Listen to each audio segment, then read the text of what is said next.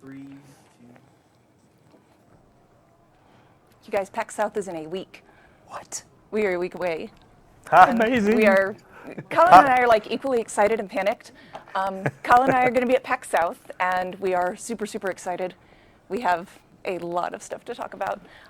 Thankfully, we have stuff to talk about today to help pass the time, because it simultaneously feels like it's really, really far away and hard to wait, and it also feels like it's 30 seconds away because we have a lot to do to prepare. I feel that sense of impending doom and excitement all at the same time. I hear you. Yeah. Yes, just don't fall off the stage. Okay? You weren't even thinking about that till I said that. No, were I you? was not. Thanks. We'll just add that to the list. Yeah.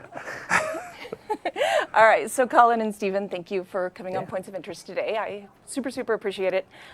Thanks to Richie Procopio, thanks Bob Otter for live streaming beforehand. I hope you guys enjoyed that. It was a lot of fun. I know Richie had a good time doing it. Stick around afterwards because Aurora Peachy is going to dissect everything we say. Ooh, nice. Not at all scary, but I imagine she's going to be really, really nice about it. I don't think she has any other mode than... Yeah, she's the best. Stick around. She is. Please Thank you. do. Thank you both for hanging out with us. And Richie also is the best equally. Yeah, they are. It's nice when they team up too, like when they kind of play together. It's fun to see. I enjoy watching the two of them together. They are a lot of fun. So let's go ahead and get started. Why don't you guys talk a little bit about what you're doing here? Not too much, but At ArenaNet or yes. today? Yeah. Why are you? Who let you in here? Here at ArenaNet, in general. Stephen, go first. Okay, so I guess as the associate game director, I work with the Living World team to develop all the episodes, and work with Colin on sort of the higher level strategic direction of the game.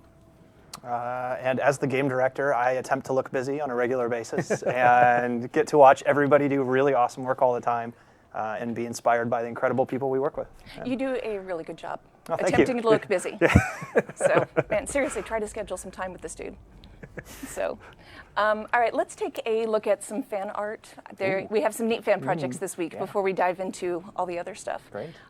This first one is... Nice. Yeah, this is a Guardian character that Linda drew. She said, I drew my friend's Guardian. This is a character named the Ranting Swede, which I think is the greatest thing Great ever. name. Yeah. So I like how serious she looks. She's just, bring it on. No This is big deal. pre-rant. This must be pre-rant pre-rant. face. Yeah, I like that the Ranting Swede looks super, super calm. But this to me is what a Guardian should look like. She's just kind of, she's there. She's ready for whatever. All her virtues are charged, ready to be used. All of her virtues are charged, so she's not at all like my Guardian. She's ready to face roll F1 through F3. Yeah. Then there's me who just runs around screaming a lot.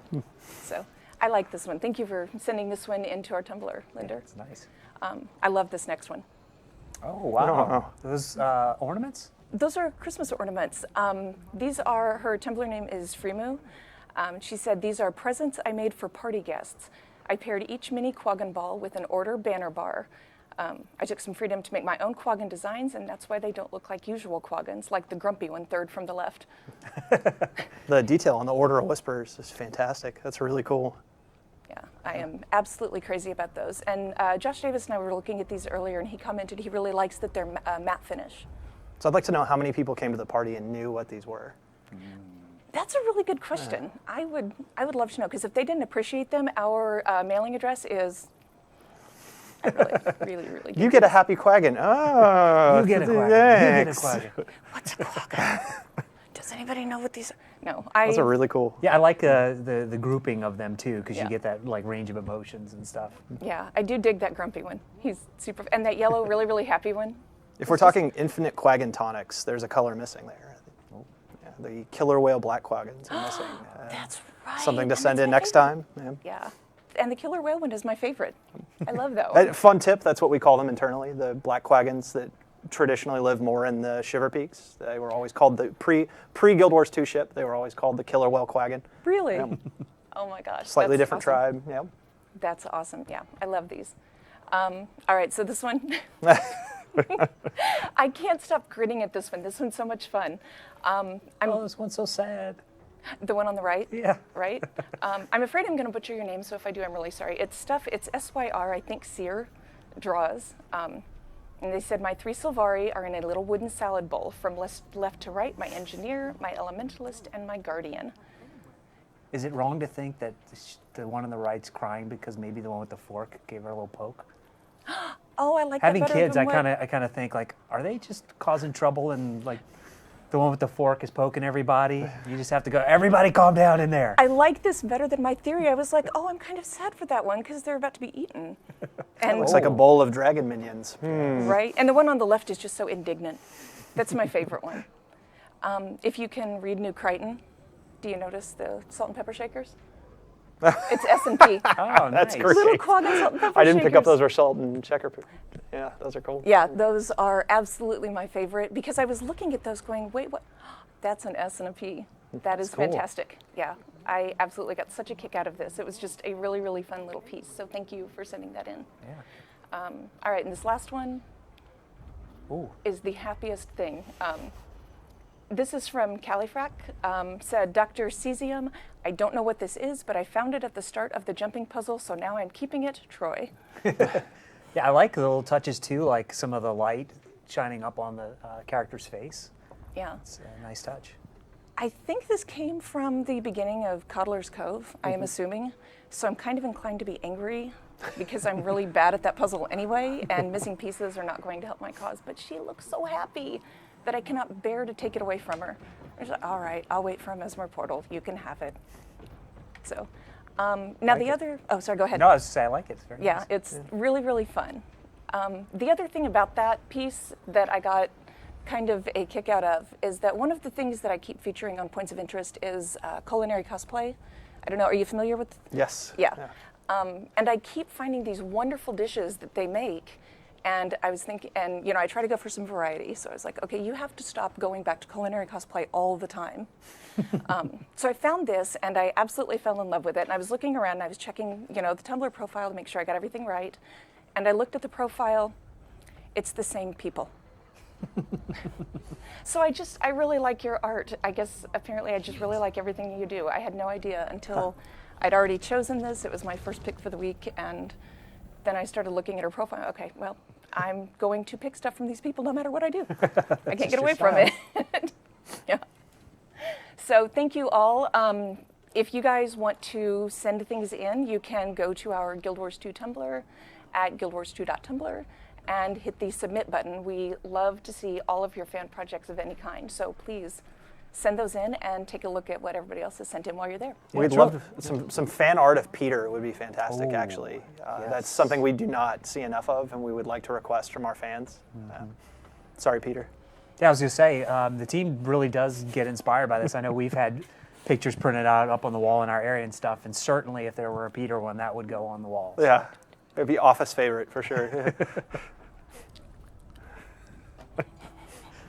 Sorry, Colin. Look at Peter's face Sorry, on not the sorry. hype train. Oh, picture. man, that would be much more appropriate, yes. Anyone else's face would Anyone's be fantastic. face except, really. are you not tired of the hype train? Okay, before we get to fan art of anybody else that's going to frighten me, let's go ahead and talk about Season 2 because we have some really cool stuff to talk about.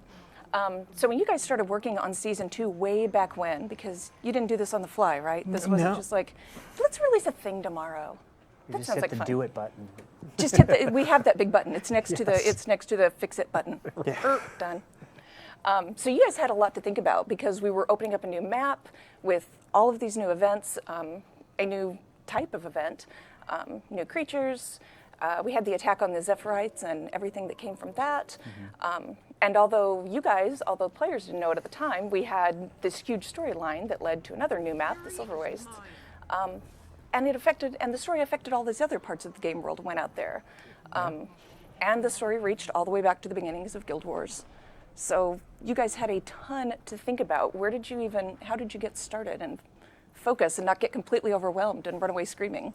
Yeah, it's difficult not to. Because it's a lot. This was huge. Yeah, I mean, it's interesting because if you talk about Season 2, you can't really, at least us as a team, we don't really think of it like separate from everything we've been doing, not only from Guild Wars, to the content that was in the game, but then all the way back to when we first started doing live releases, and you can go back into Guild Wars 1 for certain storylines that have been played out. So, in terms of if we talked about like Season 2, obviously the Zephyrite was a big theme that we were going to be dealing with. And we introduced the Zephyrite back in the Bazaar of the Four Winds, I believe that was. And that was like mid 2013. So just that portion, and you could go even further back in terms of the storyline and what we were telling. But at the original Bazaar, introducing the Zephyrite and sort of how we would think about, okay, they're going to be protecting Glint's legacy, and so they would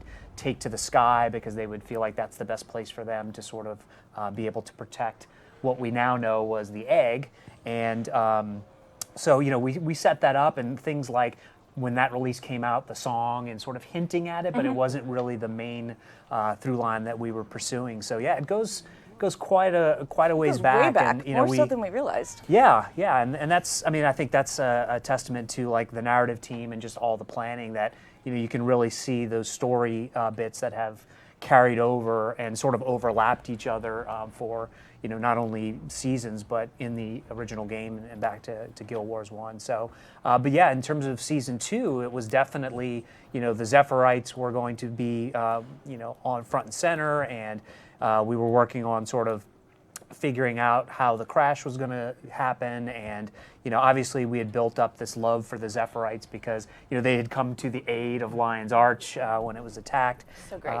In season 1, and so there were obviously a lot of people that were sort of sad about the idea that they would crash. So, speaking of coming up after points of interest is Aurora Peachy, and I remember very specifically the festival right before season 2 started, when the Zephyrite came back, and seeing a Aurora Peachy Reacts video where she was so excited and just thrilled that the Zephyrite were coming back. She's like, I love this. This is one of my favorite things. And we're all watching it here in the office like, oh God, oh no, we're going to blow them up in a couple months. What are we going to do to her? Oh no. We had to go through with it at that point. There was no way turning back. But yeah, that was definitely an interesting moment for us, and seeing people so passionately involved and excited about the story of the Zephyrite. It's really cool to me that you guys were able to take that story from the very first festival. And I think this is one of the real challenges in having a story that plays out that long, is giving just enough tidbits that people are able to kind of piece most of it together, but not all of it. And leaving them, people came out of that festival saying like, oh, they have ties to Glint. Maybe there's something to do with Glint's, baby from Guild Wars 1. I wonder, like it was very loose, and just the pieces got a little stronger and a little stronger up until season 2 really started to bring that all together. I thought that was really awesome to see that play out over such a great amount of time. And hopefully you guys all did too. I think it was, when you realize how all that pieced back together, that story took a long time to come together, but it was worth it.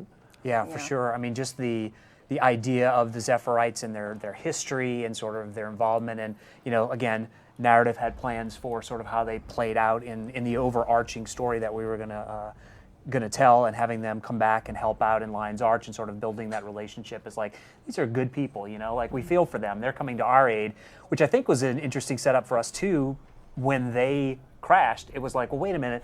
It wasn't just that they were there at this festival once before. They came and helped us, and so now it was that we need to go help them too. We need to kind of get out to Dry Top and do everything that we can to support them. And so that was a great way to kick off the beginning of season 2, and some of the little sort of Easter eggy things that we put in the festival of Four Winds, like the glow in the ship during that. And they shut that door. Cinematic, yeah. There were only a few people. I was surprised. There were only a few people that were really speculating about. Oh yeah, there's something there. And Canuck, his billet, being bought, and like now he's kind of been reintroduced into the character. So dancing did not help. Yeah, I remember we were honestly a little concerned that the gold light shimmering from the ship was too blatant. That maybe we were going to give too much away, and so it was good that we're always, I think we lean on the side of like, let's not push it too far. If it's too blatant, everyone's going to get it. So it was really nice to come out of that with some people noticed, they had some theories, but it wasn't blatantly obvious, and it's something you can look back and be like, oh look, it was planned all along, and here's this piece.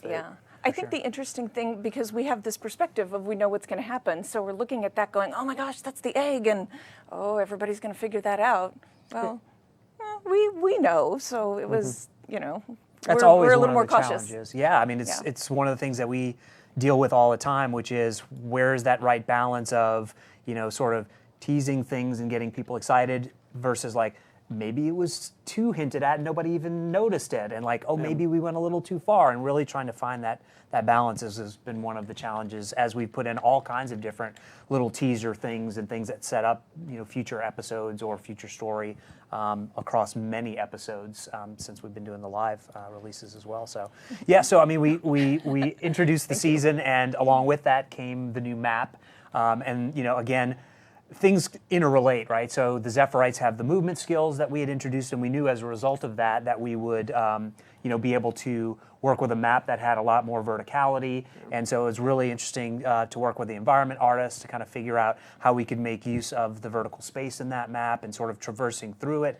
And I know we talked a lot about sort of interweaving the story instances with the open world, and kind of as you move through the open world, you're experiencing sort of the two components of open world and instance and the different types of gameplay that are associated with them. And I think that was one of the cool things about that map and how we started off the season, really interweaving those things together. Yeah, I think that's something like from the, if you look at the core GW2 release, when we first shipped the game, I think looking back on it, one of the things that we really could have done a lot better was there was personal story, which was a storyline that happened, and there was the open world, which had its own kind of story, and then there were dungeons, which had their own kind of story. And each of them was sort of separated off into their own chunk, and though they all belonged to locations in the world, they belonged to the story of the place in the world they happened. There wasn't a really cohesive tie between them. Each of them felt almost like they're disparate components that had a storyline that didn't really touch this one, but played with the same kind of area.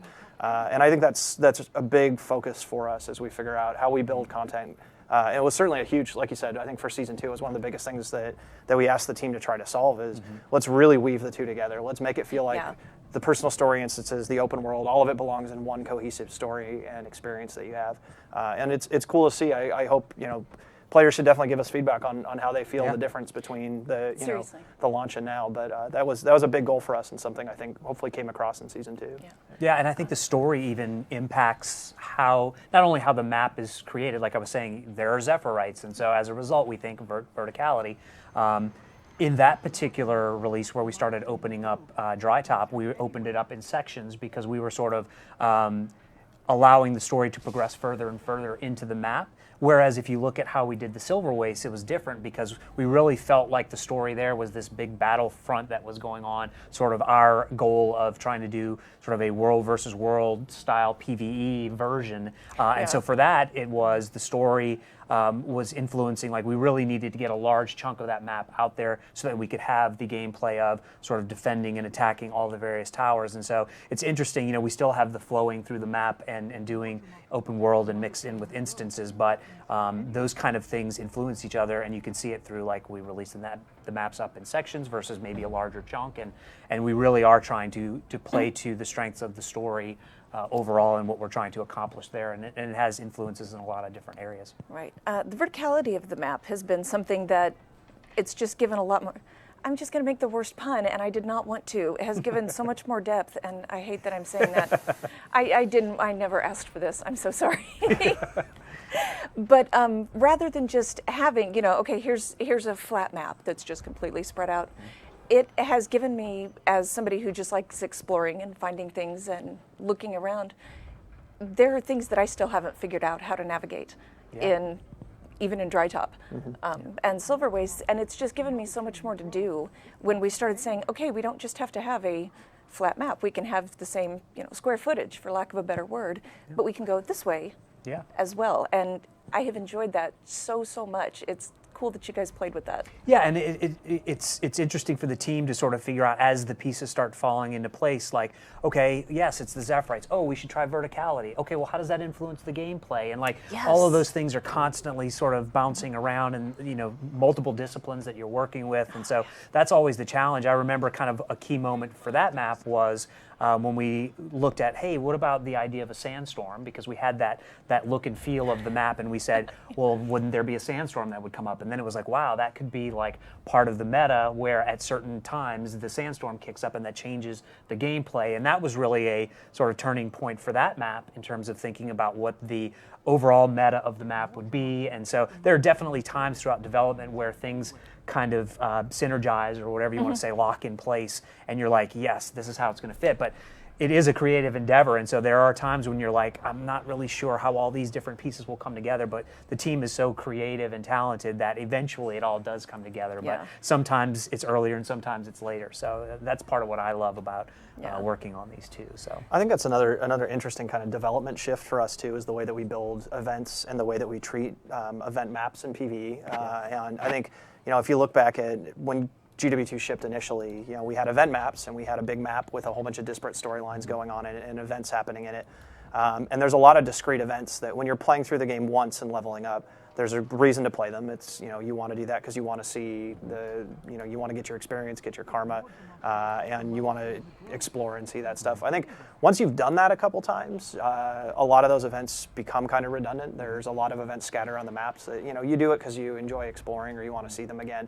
But from a game reward standpoint or from a motivation standpoint, the game doesn't really make it worth your time to do a lot of those things. And that's something that we're really aware of. And I think is one of the big things that season 2 of Living World addressed in a really creative way was every event had meaning to it. Everything you played felt like it was part of this bigger experience. Playing in Dry Top was preparing you for the sandstorms and rewarded you with stuff that helped you with that map.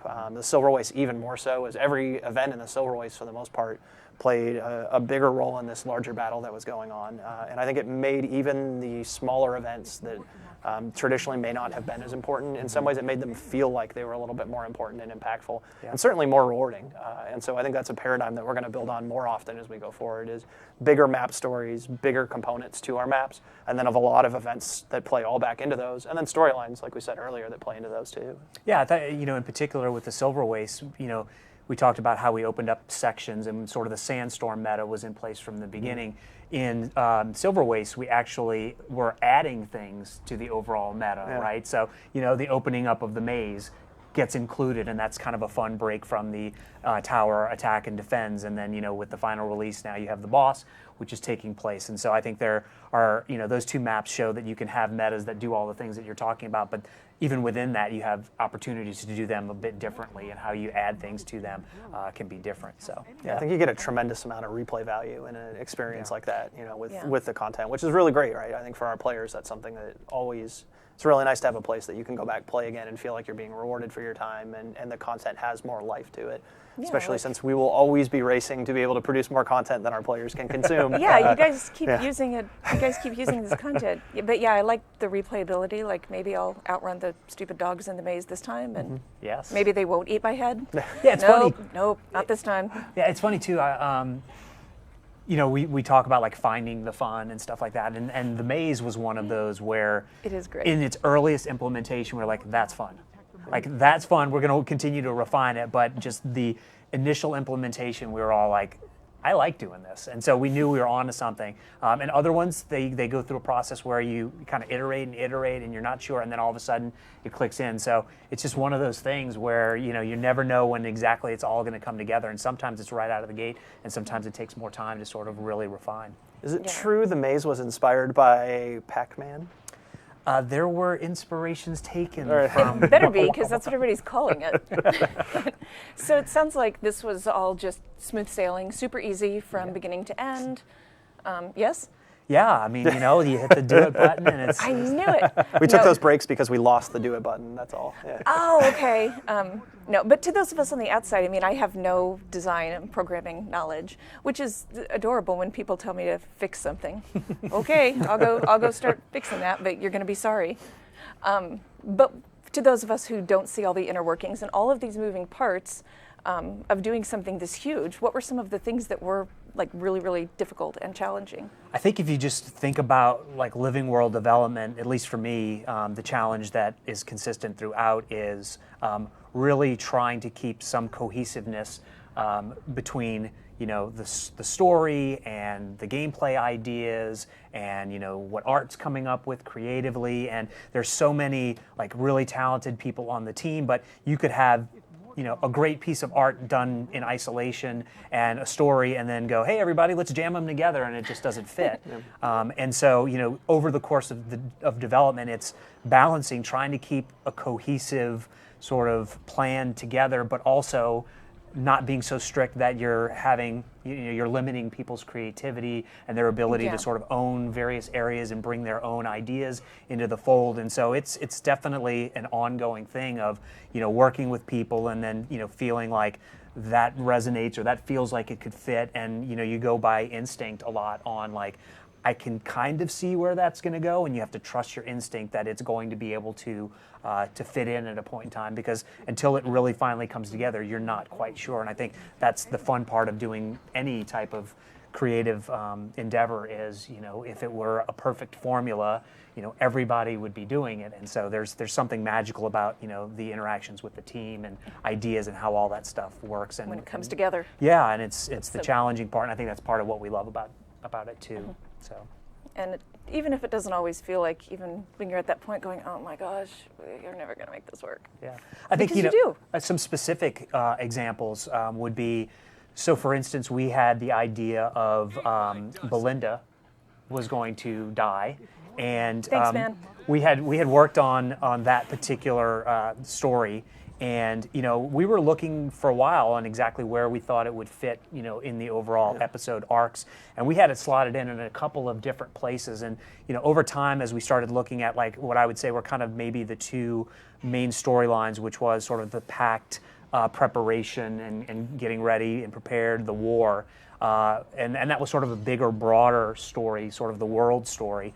And then there was the more of a personal kind of story, which was you having the vision and needing to sort of pursue what ends up being the egg, and sort of making the decision that like I have to pursue something that's a little more personal and in some ways not, pursuing the responsibilities that you have to the Pact and sort of the larger effort. And so I think, we looked at, once we got into going after the egg, it would be a little bit harder to kind of just have that episode drop in, or that instance with Belinda just drop in anywhere. And so it ended up, being sort of the kickoff of the second half, and that was the best place forward. And it was an important, scene too, because for character development in terms of Marjorie and how she's changing and developing as a character. But we definitely had a lot of discussions and tried it in a few different places before we settled on that. Yeah, figure out where she was going to go. Yeah, on a less sort of a more not particular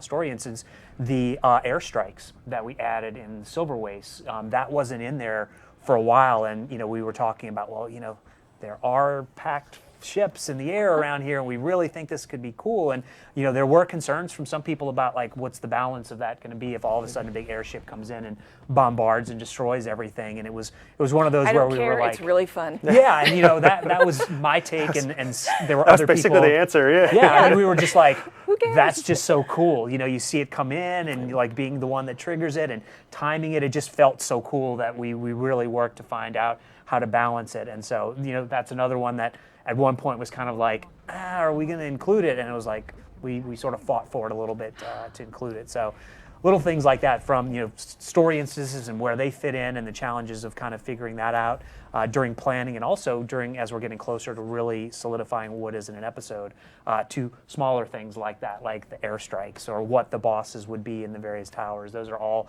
things that are challenges throughout. There's emergent story even that comes with a lot of that stuff too. When Steven's talking about the Marjorie Belinda storyline and some of how that kind of emerged as we were developing it. Going way back to what set up the Zephyrite and Glint's egg in the first place. Fun story from Guild Wars 1 or the original Prophecies. Not right before we shipped Prophecies, we had an extra map that was all done in Glint's architecture, and we didn't have anything. We didn't know what to do with it. It wasn't part of the storyline. And so I took it and I spawned it up. It was either Josh or Brian did the art for it. I can't remember anymore which of the two. One of the two of them did it. And we spawned it up as a holdout. And I went and asked, can we put this in the game? They're like, no, we can't use this right now. And then a whole nother expansion went by, and I kept asking, can we put this in the game? They're like, no, it doesn't fit with the story right now. I picture you coming back every 6 months or so going, how about now? Yeah, now? It was more often than that, but James Finney, who was our lead designer at the time, I think eventually I beat him down to the point he just gave up, and he's like, all right, Colin loves this thing, we're going to figure out how to put it in the game. He's crying, going, good stuff. Kudos to Eric Flanham and Ben Miller for helping push to get it in, but thank you. But we turned that into this big holdout, and we decided, well, what are you defending? What should be at the back of Glint's lair that you're defending? We had all the eggs, and so at the time, we kind of invented the baby dragon and added it to the story at that point. It was actually not a plan. That's where that came from. And it was literally just out of some emergent development where somebody built something, and over time we really wanted to make it in the game. We thought it was fun, so we added it. It's certainly something that, it's one of my favorite things I ever got to work on, and so I was really excited it got in the game. But that was just emergent fun development that ended up leading to the storyline that drew across more stories that played out across all these live stories that we're doing today. And it's amazing how many threads there are like that go back all the way to the early origins of Guild Wars 1, that play through the different expansions we did, through our live releases. They're just different moments where somebody on the dev team picks something and says, I think this would be a great moment, and everybody gets behind it, and it becomes a part of what our story is and where we go. And we're always watching what players are saying too. Occasionally that has also played in. For some of the bigger ones, like we'll probably talk a lot in a minute about Sylvari being dragon minions. Yeah. There are plenty of players who said like, oh, it was, players talked about some of that. That's why it happened. No, that's been planned for a long time. Rhys Osby long ago laid the groundwork for that entire storyline. It began at the end of Eye of the North, and really the entire story of Eye of the North. But that last image of them awakening, and the novels that Jeff and Ree did to set all of that up, all the release for Guild Wars 2, like all of that together led to all the moments that have played out across Season 2. I mean, talk about long-term development. Wow, yeah. I cannot believe how you guys have tied Season 1 and all the moments and all the story beats. And, I remember not long before we shipped when Leah Rivera was building the Sylvari tutorial, and we were playing it over and over and over again and looking at it and like, are we giving away too much? Is the Shadow of the Dragon being here? Like we're looking at, Ree was just digging through all the text of the initial level 1 to 10 Sylvari storylines in particular, and the Malik story and all the different things that we had in there, looking at like, are we giving, is somewhere in here, are we giving away blatantly that they're dragon minions? Figure out. Yeah. And I love that it took this long, and granted there were definitely people who had that theory, and then that theory got debunked, and there was a bunch of people like, there's no way that's what's going on. That's not the case. And years of argument over it, and all of this led to this story moment that just took that and took all of these story beats from literally like I guess it's been 6 years now since Eye of the North and those original moments in books. Is it that long? I think it's been around that time. Oh my gosh. And tied all of that all together into this one theme. Wow. It's really, really cool to me as a fan more than anything. Yeah. I love that all of that played out. And then like you said, the build up back to it, knowing that we were eventually going to do the reveal.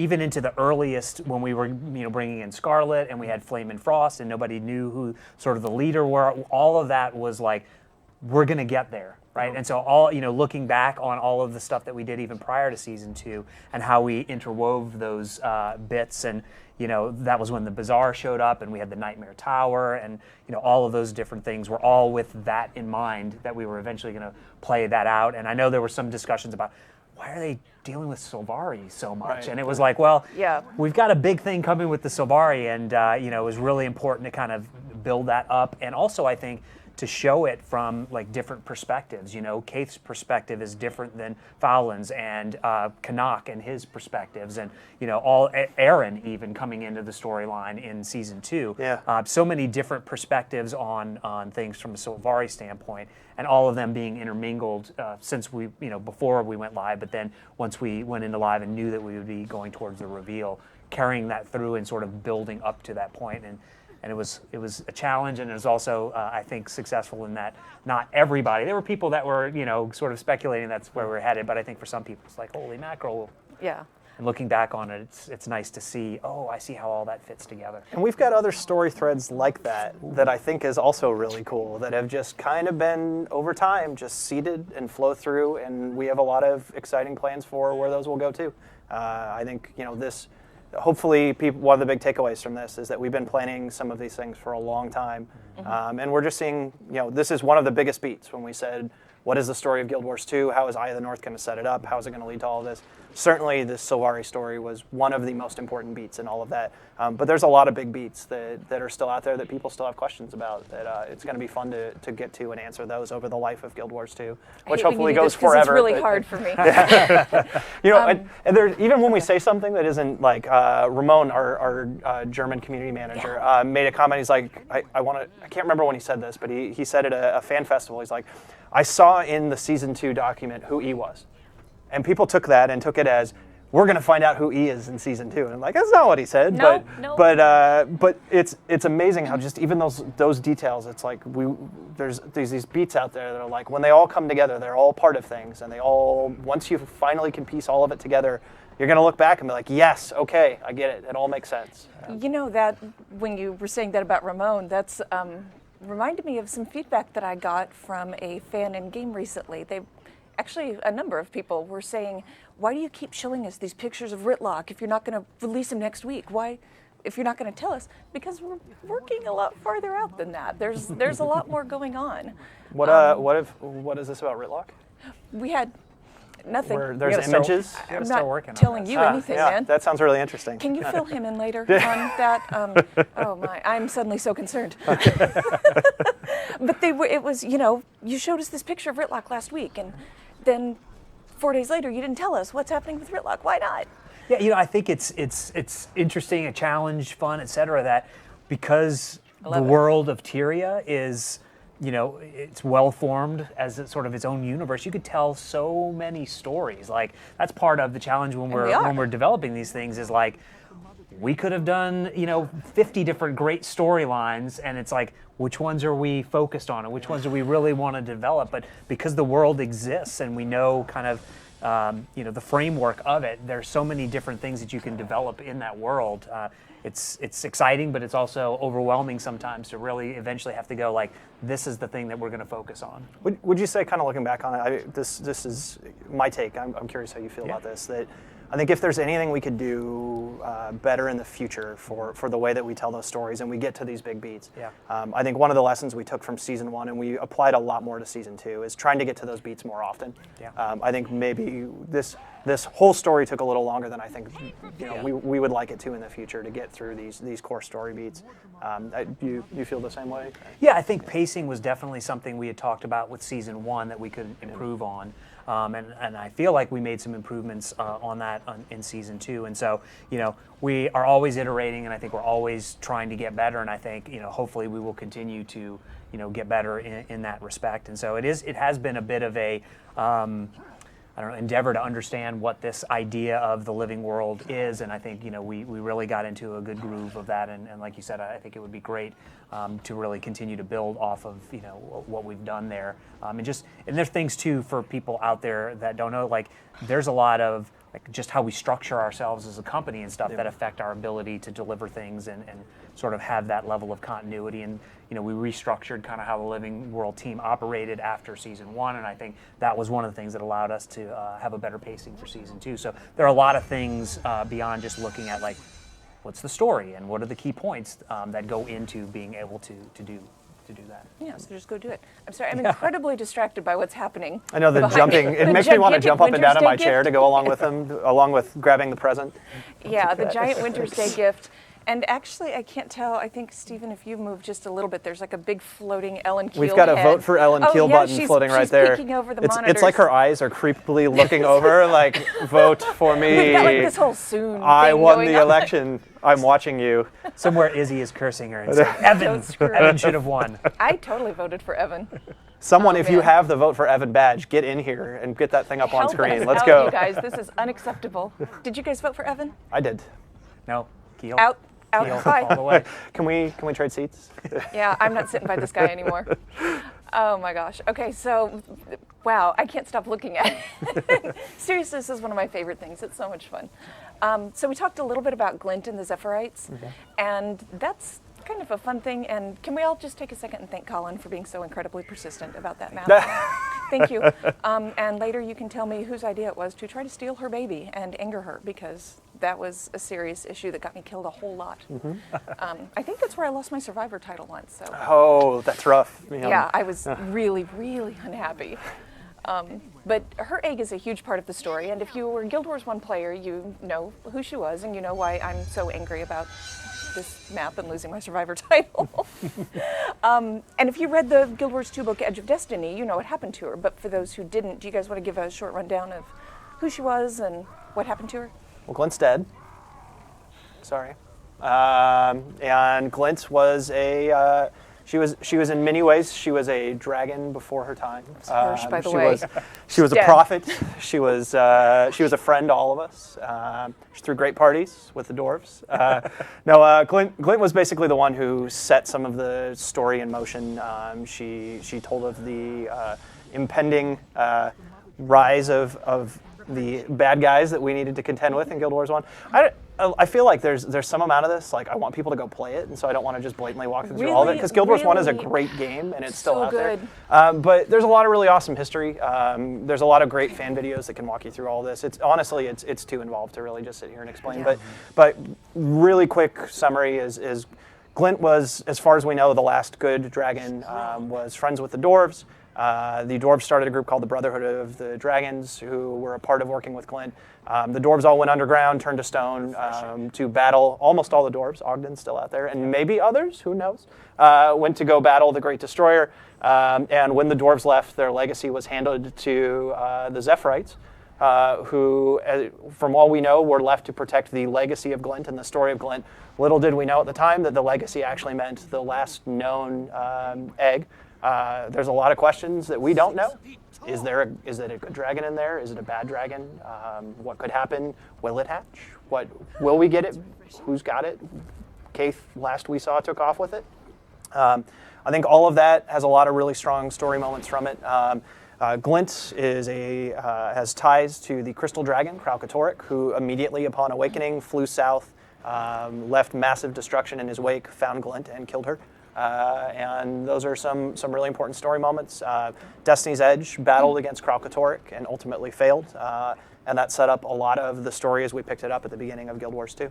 And I can say that certainly Glint's legacy is a big part of the storyline of Guild Wars 2 up until this point, and I can imagine it will continue to be a part as we go forward. Yeah, you kind of just blew my mind with that dwarf thing. So who knows, totally right? We've only seen, we know of one, but yeah, it was. I got all emotional when we went down and talked to Ogden down there. I had that moment of refreshing.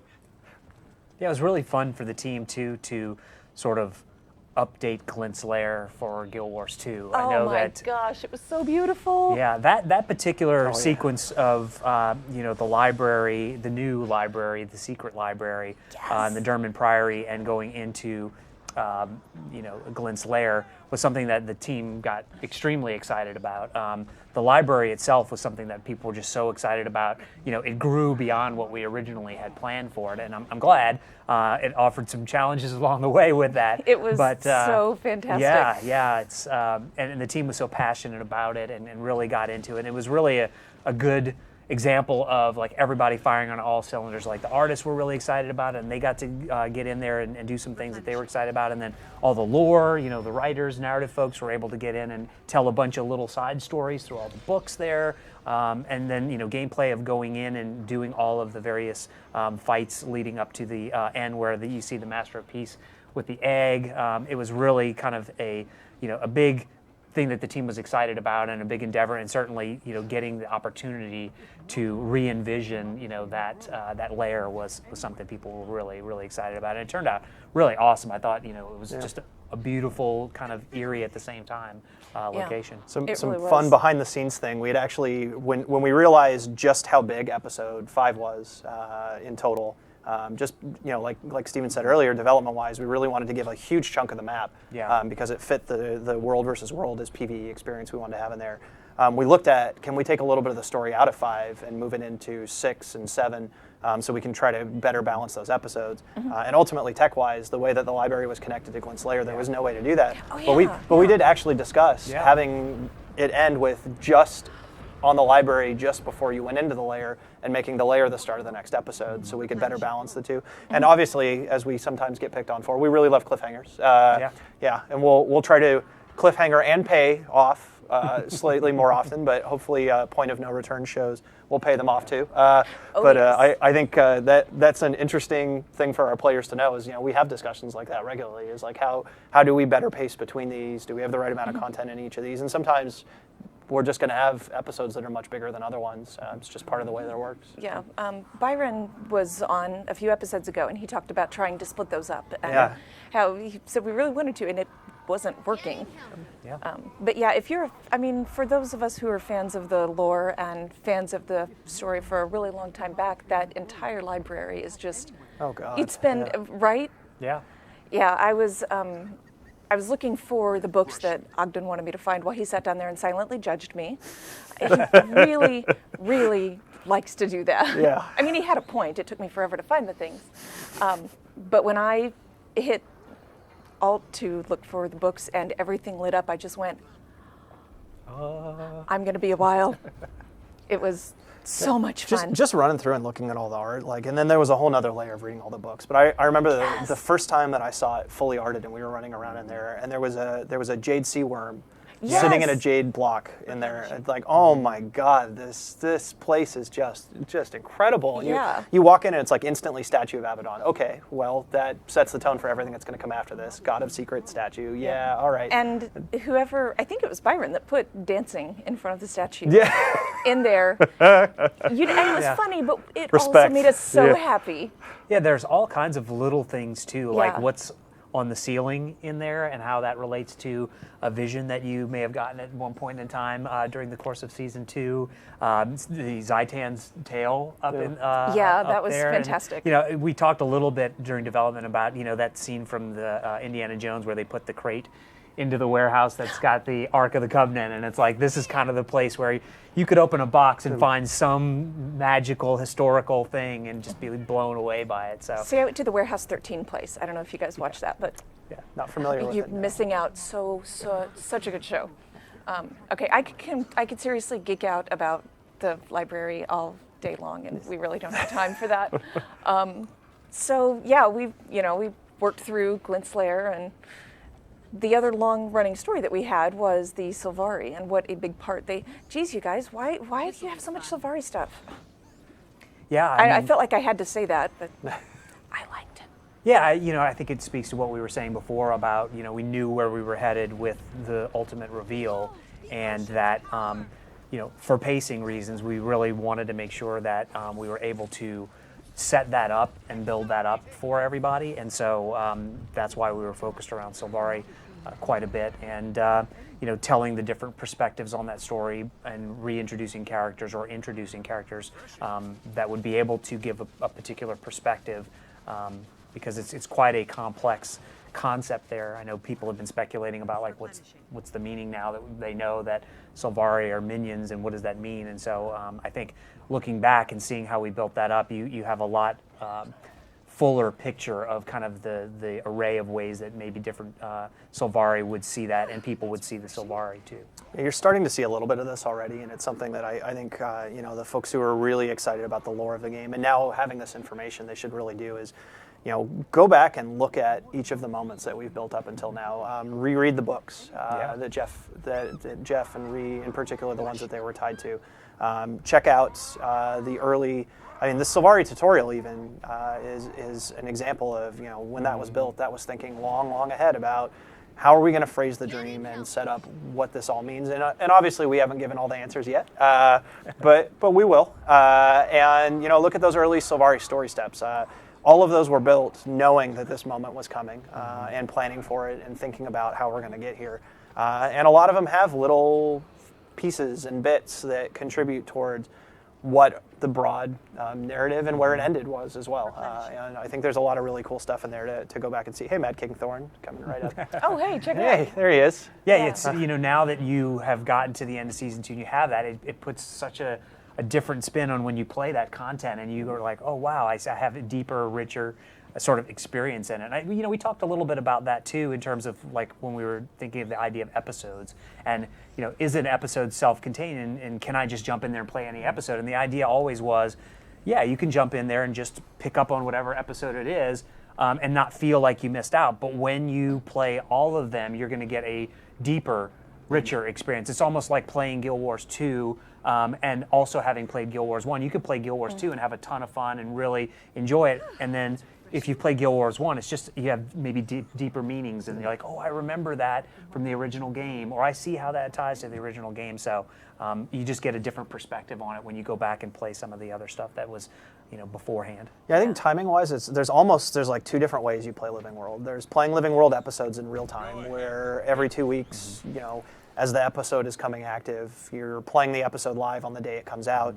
You're watching, the little world-changing events, and season 2 is filled with them. From the vines going across Silver Waste to back in Dry Top, there was the mysterious figure that appeared, and the centaur looking down on everybody. Yeah. The waypoints and how we could follow the waypoint network. And it even goes back to the end of season 1 with Scarlet and building the probes, and each of those little moments that popped up. Like, that's a whole way to experience it, is a small chunk at a time. And I think you'll always come out of it feeling like, oh, why isn't there more content? I want to play more. Why are you doing this? But at the same time, it is like, in many ways, I think it embodies most of what a Living World is about, is there is a sense that the world is progressing and moving forward, and that there are things changing in the world as a result of it. And then there's a second way to play it, and I think the coolest way is to do both of these, which is to go back and binge do it all at once. Yeah. And instead of there are no cliffhangers when that happens, really. Maybe your cliffhanger means you're 3 hours away from getting the answer, but start at the beginning of season 2 and play all the way to the end and play it in one straight shot, and it's a completely different experience. Well, going back knowing what you know, I mean, we talked about if you go back and roll a Sylvari now and play through that opening instance, it's going to mean a lot more, and you're going to see things and understand things that you didn't before. Yeah. I mean, Kaith is there, right? Kaith is in the Sylvari tutorial and appears and tells you, like, the Pale Tree is allowing me to be here to help you.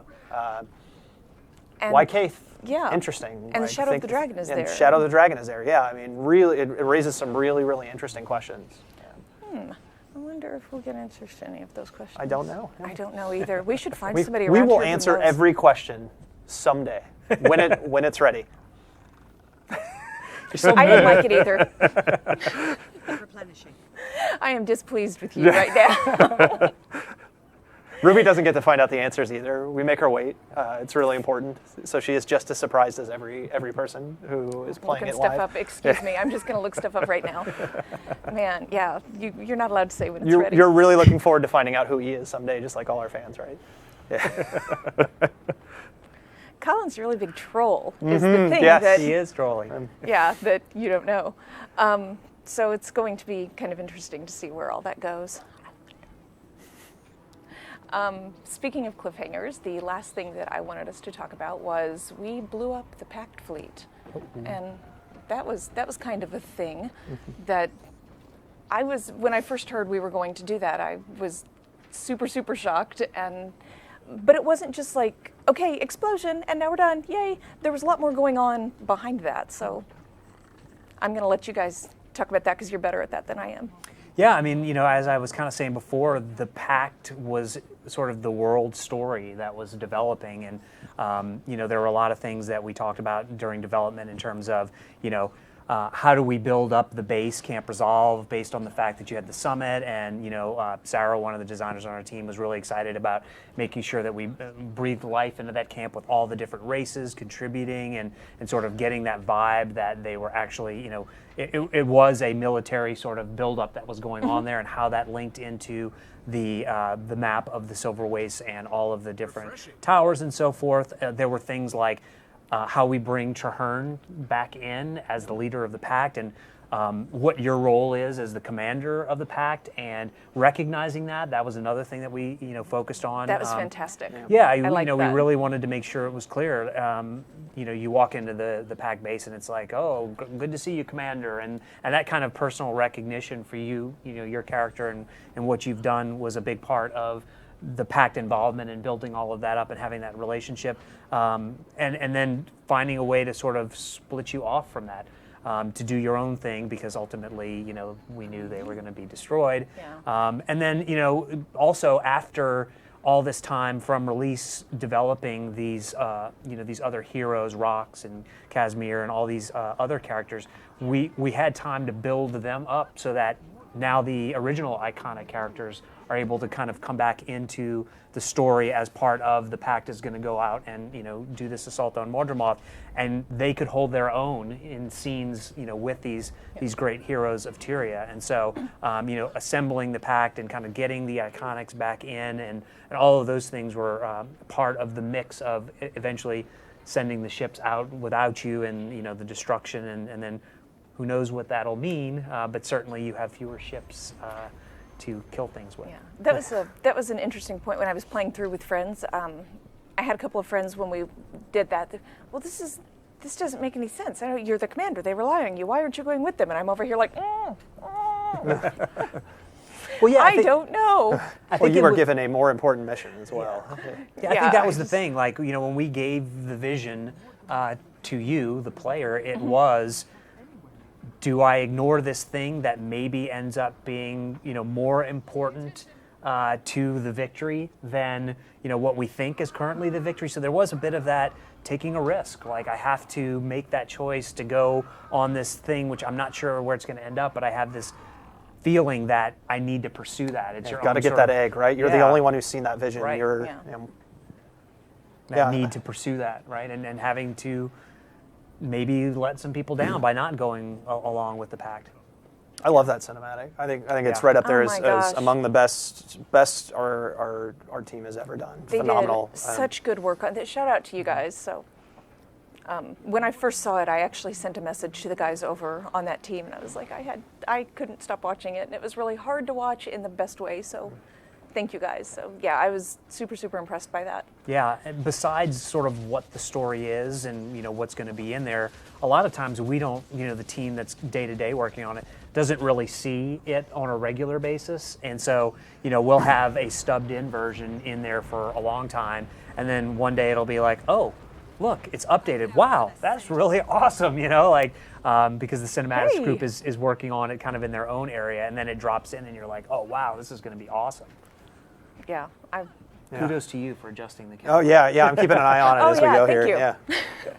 I do like the little crowd that we've got going saw on. so much of Mad King Thorn's head. We were done. Yeah. It was actually kind of the inside of Mad King Thorn's head, so that was interesting. Yeah. Thank you for showing us the pumpkin guts. I appreciate the flaming pumpkin guts. Look at him. He's hopping up and down. That's fantastic. I think the gigantic Winter's Day gift was my favorite. I like all the flying carpets too. That's nice. Yeah. How many other Winter's Day gifts and socks do you suppose is in that gigantic thing? Man. How many things are going to come out if you open that? How many millions of socks, hats, and sweaters, boxes of gathering tools that Thanks for that. I'm never going to run out. Yes. All right, well, we are getting super late and we have a couple of other things to do, so let's finish up. We have one more thing to do.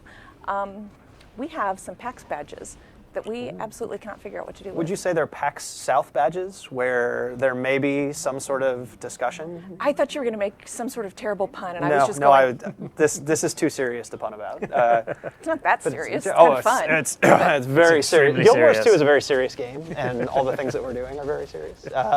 This is Colin. He's new. Welcome to ArenaNet. We'll show you the giant hamster feeder of Reese's Pieces later. Ooh, take me to the snack room, please. Yes. We get all sugared up and ridiculous. It's like at college, they joke about you go in your first year and you have your freshman 15. Like I'm pretty sure there's like an ArenaNet 20. There's an ArenaNet 20. Your first year at ArenaNet, it's like the snack room, Mr. Pibb and Pepsi and Reese's Pieces. Oh. Dispenser cups full of M&Ms. Yes, and like the big 16-ounce cups are there. That it's cute how we put them next to the water dispenser, like we're going to drink water with them and not fill them with candy. Yeah. Right. Okay, so, but we have these packs. They're like, shut up about the candy and give us Give us PAX the badges. badges, yeah. Seriously, you guys. Badges, And this is sold out Saturday at PAX South. The only way that you can get them, other than potentially other ways we don't know about, is right here, right now from Ruby, right? So here's what we're going to do. We have Saturday. They are Saturday only PAX passes. If you are in the San Antonio area, or I guess are willing to travel at the last second to San Antonio, but you couldn't get a pass, you can enter to win one right now. Here's what you need to do, and I'm reading this to make sure I don't get it wrong. Send us a message here on our Twitch channel and give us the name that is on your ID, like your driver's license, because we are going to pick some winners at random from those of you that message us. And if you win, we will give that name to the will call window at PAX. And you can bring your ID and show it to them, and they will have the PAX badge there that we've provided. So go ahead and do that. Oh, And that's cool. conveniently, our panel is on Saturday morning. What? And so you will be getting a badge to attend said panel if you manage to get in line early Hey. enough as well. Yeah. Yeah. Boy, I'm glad you said that about Saturday. I would have been totally late. And, missed my plane. It would have been a problem. I'm looking forward to Yeah. all of the excitement. I am very, very excited. So, to talk about. yeah. Well, thank you guys for coming and telling us all of these cool things. And I appreciate you guys taking the time because I know you are both really, really busy. So, Thank Yeah. you. Yeah. It's fun. It's always fun to just chat about it. And, we go through it on a daily basis, and then to kind of think back over it, it's like, oh, wow, yeah, it's been, years that we've been developing this. so long. Yeah, it kind of blew my mind about 2006. Yeah. Oh my gosh. So, well, I will release you guys. Thank you very much. Who's up next? Hugh is up next with PvP 101, and we're going to talk about my latest round of getting my butt kicked. Ooh, hashtag believe in Hugh. We're ready. All right. Oh no. So, thank you guys very much, and Colin and I will see you guys at PAX next week. That's right. See you in a week, Have fun. everybody. Yes.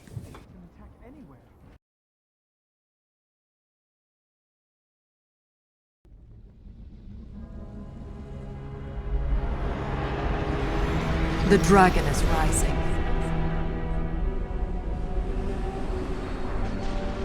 And no one in Tyria is safe from its deadly reach.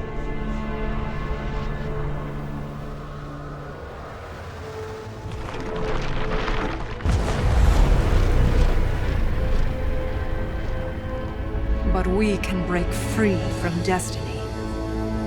It will require strength, strategy, and insight. You can't trust Sylvari. They belong to the dragon now.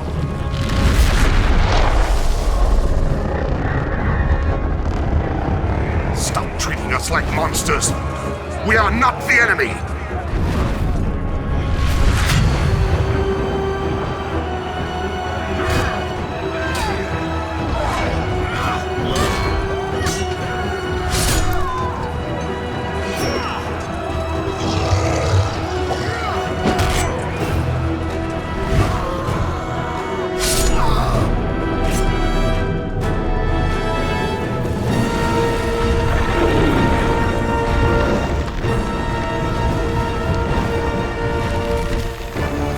We take the fight to Mordremoth!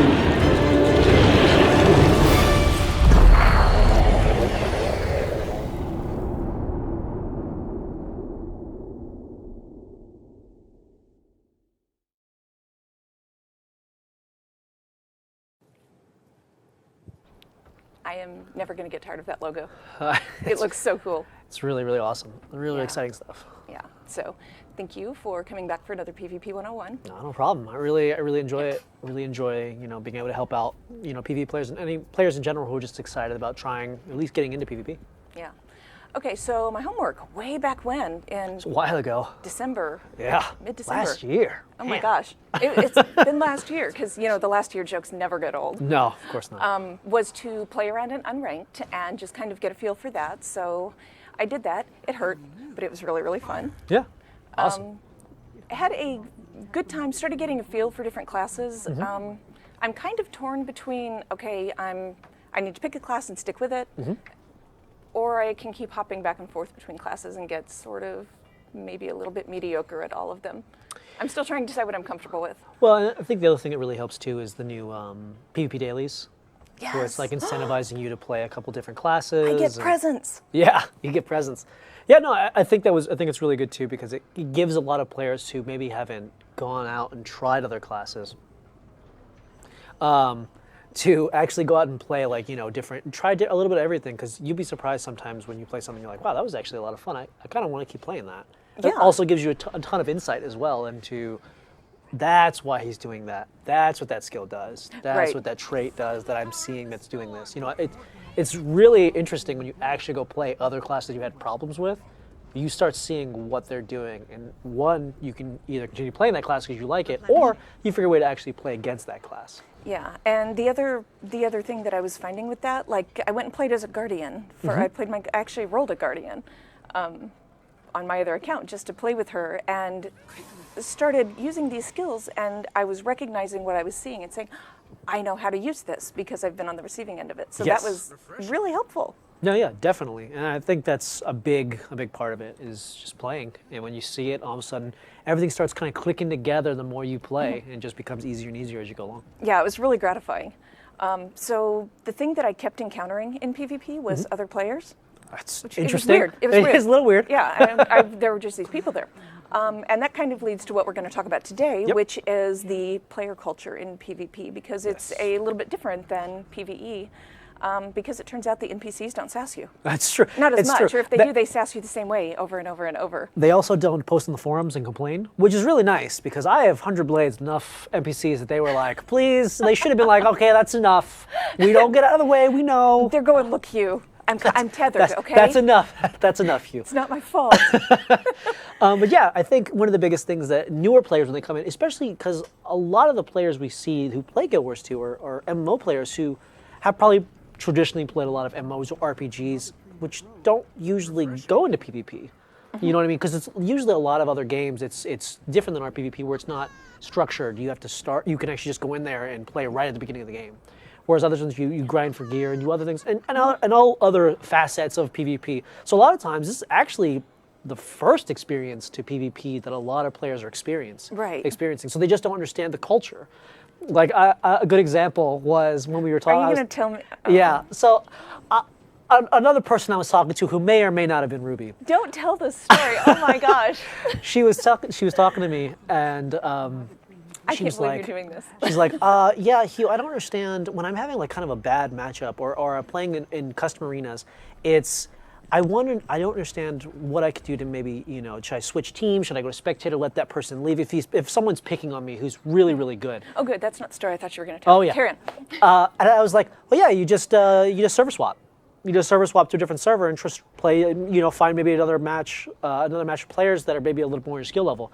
And she's like, okay, what's a server swap? Yeah, I just went, And- wait, what now? Yeah, and I've played like Counter-Strike and all these other games that have TF2 and all these games where you're just used to server swapping. You're like, oh, this server is I'm either dominating or I'm losing really bad because they have a competitive team. You guys server swap, and it was just interesting because I forgot. I was like, man, some of these players probably don't know that that's even a possibility. Right.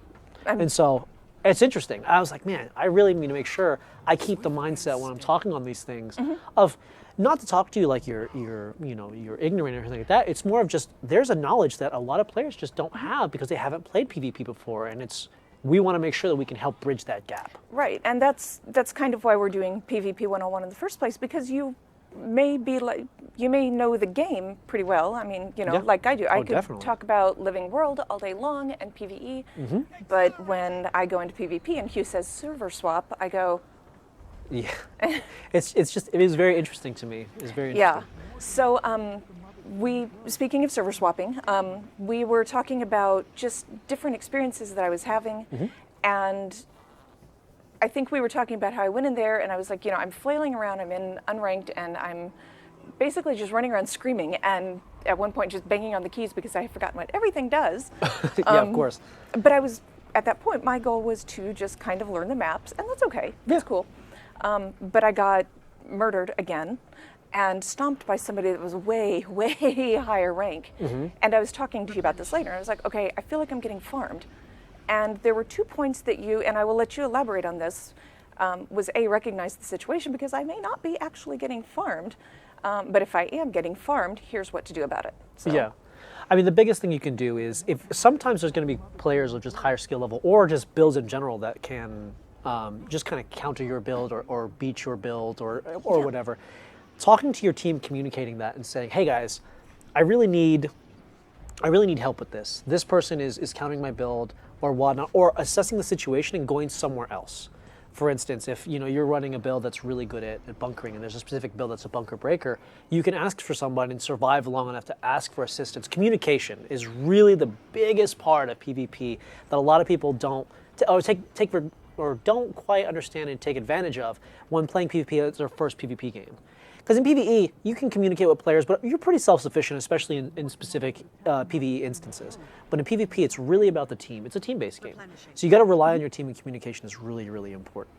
What was another situation that I came up with just to make sure I hit all those things? Yeah, it was just, excessive trash talking, I think, was the other thing that we really super hit on. Oh, yes.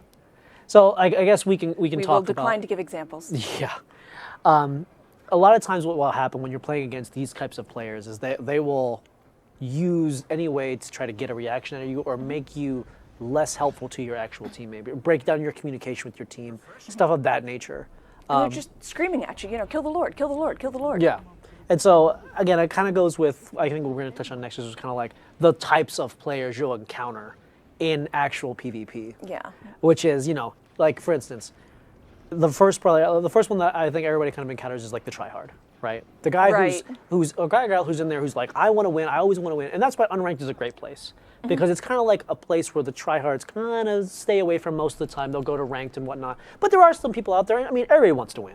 No one wants to lose. Yeah, and when you're in PvP, you have these people who are going to do anything they need to win. Yes. And so if they see you as a newer player or someone not as skilled as them, they will immediately assume or start saying things they probably shouldn't say to you. And the biggest thing you can do to minimize this is communicate. Hey guys, I'm going to go and do this. I'm going to do this, and if I need help, I'm going to call for it, and I'm always going to be reactive. If I see someone coming to me, hey, one person coming to me, fight me on this point, right? Right. So that way they know, like, hey, I need to come and help this person or whatnot. Communication, really important against those types of players. And then you have one of my favorites, the YOLO Swags. The YOLO Swags, my favorite is they will come and they won't communicate. They're just going to go in. Their job is to kill as much as possible. They're going to find the weakest link and just go and kill everything. And the best thing to do with them, communicate as much as you can, and don't fall prey to some of the things they'll say, because they'll go in there and they'll be like, why didn't you help me? We could have won that. It's your fault that we're losing. It's like, hey man, let's just keep playing. I'm going to do this. I see you're doing that. Hey, keep it up. If you need support, let me know, right? Or let the team know so we can react to your play, right? And it is incredibly hard not to just go back and and dish it right back out, because it's so infuriating. Yes, and the biggest thing, even like the next level thing you can do, right, is if they get really, really bad, just block them, right? And then we have an ignore function. Yes, and I mean, honestly, you want to use that as a last resort. But if they're getting that belligerent, then yes, of course. Yeah, don't get all excited and be like, I don't like the guy. I don't like the way that guy ran past me, and just going on the ignore list. Yes, but another thing too is when you have friends, if you play with your friends and whatnot, because then you have fallback. You have players that you can go to. It's like, hey, I see this guy's kind of being that type of player. Let's do our best to try to help him and show him what we're here for the team, and to win this match. Because a lot of times, if they see that the team is working together, they will kind of recess a little bit sometimes. And sometimes they're the really YOLO Swags that just don't even care. But a lot of times playing as a team, you'll be surprised. Communication and playing as a team and showing the people that you're not playing with that you want to play as a team will actually go very, very far in any PvP game. Right. So practically speaking, let's talk really quick about server swapping. Sure. If you get into that situation, how do you do that? Sure. So I would go here, but I think I can kind of just, well, you know what? Let's go there. Yeah, go for it. So I'm going to go to PvP, and I'm going to go into a PvP match, and I'm going to show you as a player, so let's say you're new and you want to start out in Practice Arena, because obviously Practice Arena is another great place as a newer player to play. If you could win this match while you were there, that would be fantastic for me. Thanks, man. So you see here in the options here, you can select blue team, spectate, and whatnot. But there's another option as well, which is you can actually go to play PvP, and you can go to game browser. And here is all the games in PvP, and you can see like on the top of the list, we usually populate it with the players. So if you're seeing, like, let's say I'm in whatever server I'm in right now, server 2, server 002. So what's going to happen is if I'm seeing like there's someone in here who's really good, he's kind of picking on a lot of people, or maybe a group of really good players coming here to practice builds and whatnot, that, you know what, I'm not having the best experience I can have. Look on here, open up, so you just go to the top, play PvP button. It's going to open up this little UI. Go to the game browser tab on here on the side. And then you can select a different server that you can see. Now, one, you can check your map. So like, hey, I really wanted to practice on Kylo today. I'm going to select Kylo. So you select Kylo, double click it, you go right into Kylo. And then you can look at and see kind of how the teams are looking and whatnot, and then select the actual team you want to be on. And this kind of helps you, like this one right here. I probably wouldn't select this one as one, but what you can do is you can spectate, and you can look at, let's say, I play Guardian. how is this Guardian playing? And I can actually look here. But again, if I don't like this, highlight over here. Nope. You can't go in there and help the blue team? No. Because But you can go here, click the PvP button, and select another server that you want to try. Like I can go to, let's go Spirit Watch. And this will allow you... Spirit Watch is fun. Yeah, it's a lot of fun. This will allow you as a player, like, oh, okay, cool. This is a smaller match, 2v2. I'll jump here, play a little bit, much less high strung because it's not 5v5. And you can do this and kind of select your experience this way. And this is kind of like the nice, easy way to kind of get into that kind of groove of, okay, this isn't great for me. I'm not learning anything. Right. Let me switch to another server where I think I can learn. Right. Yeah, I mostly just seem to be in this situation to feed this guy. Yes. And you're not that's how I'm really here. learning a ton, right? Like if you want to know the maps, this is actually a good environment to go in. Like click a map, run around in it a little bit with a couple guys, fight a little bit, but just kind of learn the map a bit. Yeah. That's server swapping in a nutshell, which is, it's actually one of those things which I always completely forget. And, Yes, I'm a rabbit. And but it's, you know what? I heard last night you played, right? Or was it? Yeah, we're going to talk about that. Was 2 nights ago, but we'll talk. Yeah, we're going to talk about that in a couple minutes. We were talking about playing with friends. Yeah, definitely. Actually, we can do that now. We were. I gave Hugh some grief beforehand for not joining us, but it did work out very, very well. So John Corpening and I were chatting about maybe playing some PvP, and he was like, "Yeah, we should do that sometime." And well, you know, we could just do this tonight after we get home from work. So I logged in, and as soon as I logged in, he was like, "Hey, I'm here. Let's do this." So we got together and pulled in Justin Odell, one of our server programmers. Server guy. And one of my guild mates, and then John's guild leader. Remember when we did Adopt-A-Dev? Yeah, John is still in that guild and playing with them pretty regularly. Yep. So he pulled in his guild leader, and I had never met her before. And we went in there, and we won the match. I was one of the 2 top scorers. I want to say I was the top scorer, but I didn't notice. Someone told me afterwards. Yeah. So I don't want to get too excited about that and then be wrong. I mean that's a great kind of environment to play in when you play with friends like that. Yeah. Right? Like you can all rely on each other. You can communicate. You don't have to worry about any of the weirdness of maybe having another person who's going to be mean or going to not play with the team. It's a nice environment to go in. The thing was about the end of that. The end came, we won the match, and the shield popped up, and it startled me because I was having so much fun playing that I didn't even realize we were coming close to the end of the match. And when it popped up, I was like, oh, are we done? Oh. That to me is the sign, okay, I'm doing something right because I am having an incredibly good time. But playing with, getting in there, playing with one friend and then a guildmate and a coworker, and I got to meet a new person. Thank you, Aggie. You were super, super fun. You got to meet somebody new, and we all went into the same Mumble channel. Yeah. And just being open to that experience and being willing to say, okay, I'm gonna suck it up, and I'm gonna go in there and I'm going to play a real match because I've been doing a little bit here and there, but I've been playing with guildmates. They've been going easy on me. Yeah. This was my first actual go in there, go full out. I did really well, and I had so much fun. And that's really what we're trying to get at, is get you into that point where you feel comfortable to go in there and play. Oh, I wasn't comfortable at all, but I had fun. Hey, one step at a time. One step at a time. I was not very good. Yeah. But I was having fun, and I'm getting better. Yeah, that's really all that matters. Is one, you get a little bit better each time. If you make a mistake or something happens, you kind of learn from it, and you just keep going. Yeah, it was great. It was really, really great. But I did have to boot myself out of that comfort zone and just, hold my nose and jump off the high dive. Excellent. Cool. Yeah, so that's, kind of look at the situation and see if what you're perceiving is what's actually happening, or if it's somebody that's maybe trying out a new build. Yeah, definitely. Or if somebody's actually farming, now you know how to server swap and find a better situation for yourself. Yep. If you have a friend who PvPs and says, hey, come here and, will you come hang out and maybe do a match with us? Yeah. Really, really be open to that, because I can honestly say that is the best PvP experience that I have had since we started doing this. Yep. And it's been months. So really be open to that. It's always fun to play with friends, especially in PvP, because it's such a a much more fulfilling experience, in my opinion. Because I don't know, I've played PvP way too much in my day, but every time you play with a friend, you're always like, they always can talk about that experience together, and it's always different, right? It's like when you kill a boss, it's always so exciting. When you kill that boss, you're like, yes. Oh my gosh, it feels was so good. great. But when you go and So great. when you fight someone and you win and you're rezzing your friend, he's getting you. It's just a different experience that a lot of players don't really see or get to experience in a lot of times. But PvP in our game is just so approachable. Once you get past that little barrier, it's really fun, Yeah. and it kind of takes off really fast. It's like that infection that you get. You're like, yeah, all right, I like this so one. good.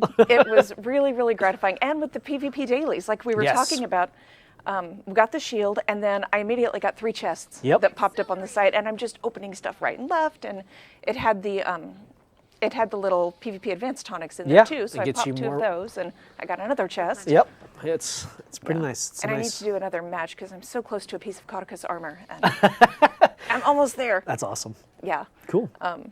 So that's hopefully helped a little bit. We are going to start next week. We're going to talk a little bit more about working with other players. But for now, just be open to joining people if they invite you. Be open to, even if there are people on the team that you don't know. And voice chat, I cannot recommend enough. Oh yeah, voice chat is huge. When you get to that level, or even when you're a beginner, voice chat beginner is level so helpful. It's so helpful. I almost feel like beginner level, I recommend it more because I would agree. I was able to, sometimes people had to just give me really quick things because I didn't know what to do. Yeah, no, I agree. I think And like that helped. we've had the same vent channel, like my little group of friends, for like Have you really? 15 years, and Oh, that's so cool. And we've always gone to the same place for any game we play. We always meet up, and it's always been super fun whenever That's we talk to each other. fantastic. Oh. All right, so next week we will dive in a little bit more, and then we're going to start looking at specific professions and start digging into those and help you guys start working on those. Yeah, no, I'm excited about that part, to give Yeah. you guys a little bit more information, a little bit more meat on some of these professions, and showing you guys how to make a build and use the build and test the build and stuff like that, as well as the maps themselves. I think that's going to really help finally bridge that last little gap I think some players have. Yeah. All right, well, this is an incredibly long episode. Yeah. Thank you guys. We had so much to talk about this week. It was good. Coming back after this long break. So thank you very much for joining, Hugh. Oh, thanks for inviting me. And I will see you guys in 2 weeks. Yeah, definitely. See you guys in 2 weeks, guys. Thanks for coming. Bye.